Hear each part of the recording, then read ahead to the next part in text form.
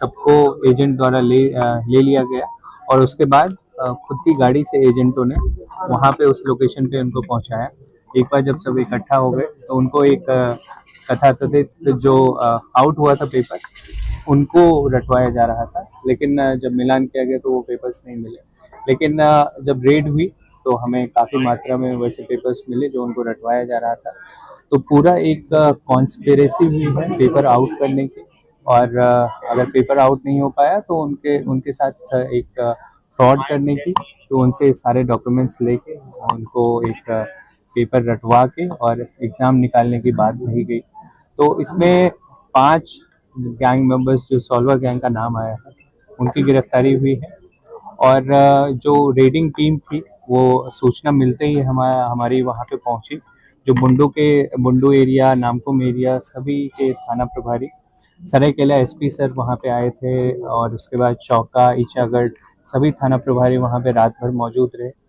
Interrogation में इन्होंने अपनी क्राइम को कन्फेस किया, और ये लोग कोशिश कर रहे थे कि इनके पास जो क्वेश्चन पेपर है, ओरिजिनल क्वेश्चन पेपर, उनकी कोशिश चल रही थी, लेकिन इस बार इनकी ये कोशिश विफल रही है।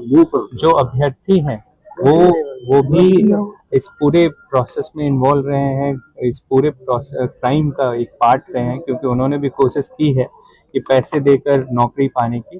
तो उनकी भी गिरफ्तारी की गई है। तो टोटल 166 लोगों की गिरफ्तारी की गई है, जिसमें 159 अभ्यर्थी हैं, 5 गैंग मेंबर्स हैं और 2 लोग जो ट्रैवलर के चालक हैं, उनकी भी गिरफ्तारी है।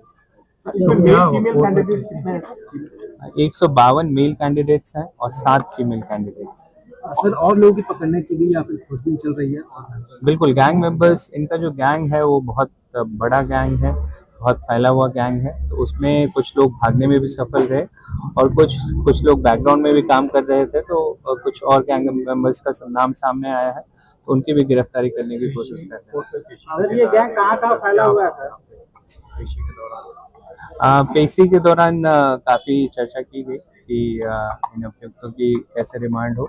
तो इसमें जो एडीजे 1 सर हैं, उन्होंने रिमांड की बात को एक्सेप्ट की है और अभी सभी की रिमांड अभी की जाए। मेन सेटर की गिरफ्तारी हो गई। जो सरगना है अतुल वत्स बहुत सारे केसेस में वांटेड है। अभी नीट 2024 पटना में जो केस हुआ था उसमें भी ये वांटेड है। राजस्थान के में पेपर लीक आउट में ये जेल भी जा चुका है। यूपी के केसेस में इन्वॉल्व रहा है।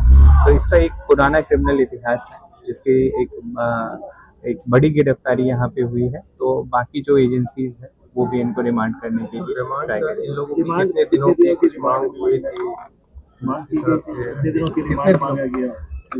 जुडिशियल कस्टडी कितने भेजे? देखिए, जुडिशियल कस्टडी में भेजने की हमारी डिमांड हुई थी। रिमांड जो पुलिस, जिस बारे में आप बोल रहे हैं वो पुलिस रिमांड पुलिस सीख करती है। जो आज जो आर्गुमेंट्स हुए उनको जुडिशियल कस्टडी में भेजने का जो आर्गुमेंट जो जो है उनके द्वारा किया गया था, उसमें फिक्स डेज नहीं होते हैं, वो जुडिशियल कस्टडी में भेजा जाता है। जुडिशियल कस्टडी में इनको भेजा जा रहा है। इसका मतलब ये है कि इनको जेल भेजा जा रहा है। साथ ही साथ एक और चीज है कि ये जो गैंग है जिसके बारे में ये सारी जो बात हो रही है, ये सॉल्वर और लीक गैंग है, साथ में ये फ्रॉड गैंग भी है। इनकी जो मंशा जो भी रहती है कि स्टूडेंट्स को प्रलोभन देकर या इस टाइप से ये लुभाते। अलग अलग लोग कितने पैसे पर कैंडिडेट से मांगे गए, वो कैंडिडेट के ऊपर डिपेंड करता है। कुछ कैंडिडेट 10 लाख में बात हुई थी, कुछ कैंडिडेट 15 लाख में। तो वो लेवल ऑफ एजेंट्स पे डिपेंड करता है। आप अगर 2-3 लेवल के थ्रू जाते हैं तो सब अपना कमीशन कुछ बांधते हैं। तो वो इनका जो अमाउंट है वो 15 लाख तक अभी तक बात हुई। किन किन लोकेशन से सर पिक किया गया था? जो अलग अलग लोकेशन से जो एक गाड़ी में इनको पिकअप पॉइंट बताया गया था। जैसे कुछ लोगों को बूटी मोड़ आने बोला गया था, कुछ लोगों को नेवरी गोल चक्कर, कुछ लोगों को रामपुर चौक, तो ऐसे कुछ लोगों को दुर्गा सोरेन चौक। तो ऐसे कुछ पिकअप पॉइंट्स थे जहाँ पे उन लोगों ने खुद की गाड़ी रेंट की हुई थी। उस गाड़ियों से इनको पिकअप करके उठाया गया, उनके सारे डॉक्यूमेंट्स ले लिए गए और उसके बाद ये प्लानिंग थी कि एक बार इनको पेपर याद करा के फिर वापस उन्हीं गाड़ियों से उनके एग्जामिनेशन सेंटर तक छोड़ दिया जाता, ताकि बीच में ये किसी के साथ इंटरैक्ट ना कर सके और इनकी पोल ना खुल सके।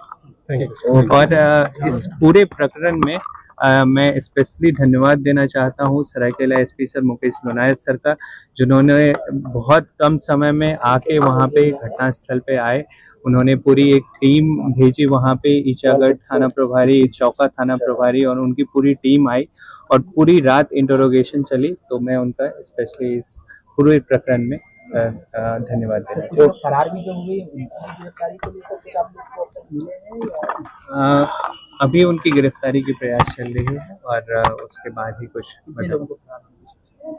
इस गैंग में काफ़ी मेंबर्स इन्वॉल्व हैं। उनका जो कन्फेशन रिपोर्ट आया है उसमें काफ़ी नाम भी सामने आए हैं, तो उनकी हम लोग गिरफ्तारी करने की जल्दी कोशिश आज रिमांड की भी मांग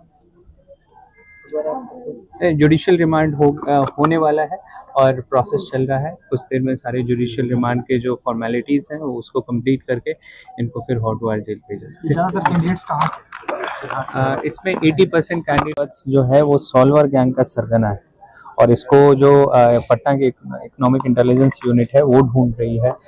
ये राजस्थान में जो सिपाही का पेपर है उसके लीक करवाने के लिए पहले भी जेल जा चुका है और कई स्टेट्स में ये वांटेड है। तो ये कई बार इन्वॉल्व रहा है इस पूरे प्रोसेस में और पुलिस से बच के ये अभी फिर से कोशिश कर रहा था इस पेपर को लीक आउट करने की, जिसमें वो अनसक्सेसफुल रहा। तो ये अतुल वत्स जो है एक सरगना पकड़ा गया है और हमें उम्मीद है कि इससे जुड़े जितने भी लोग हैं वो अब थोड़ी देर के लिए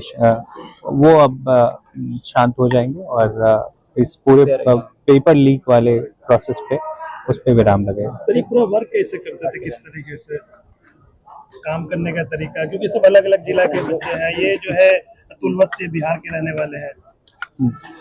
ये जो पूरा एमओ है नौकरी दिलाने का पैसे लेके, ये लोगों के लोभ पे ज़्यादा काम करता है कि जो भी बच्चे सेलेक्ट होने वाले हैं उनको थोड़ा डरा के लोभ दिखा करके कि तुम फिजिकल में सेलेक्ट हो गए हो, अब 2-4 नंबर के लिए अगर रह जाओगे मेंस में तो तुम्हारी नौकरी नहीं लगेगी। इससे अच्छा है कि हम तुमको श्योरिटी देते हैं, हम अभी कोई पैसे नहीं लेंगे, बस हमें चेक दे दो, अपने सारे डॉक्यूमेंट्स दे दो और उसके बाद जब एक बार नौकरी लगेगी तो पैसे दे देना। तो ये पूरी एक कॉन्स्पिरेसी रहती है जिसमें एजेंट्स काम करते हैं, एक जगह पे इनको बुलाया जाता है और पेपर इनको कोई रटवाया जाता है, भले ही वो पेपर सही हो नहीं हो, और उसके बाद क्योंकि सारे ओरिजिनल डॉक्यूमेंट्स रहते हैं उनके पास तो वो लोग एक पोजीशन में रहते हैं कि ये बच्चों से पैसे हट सकते हैं।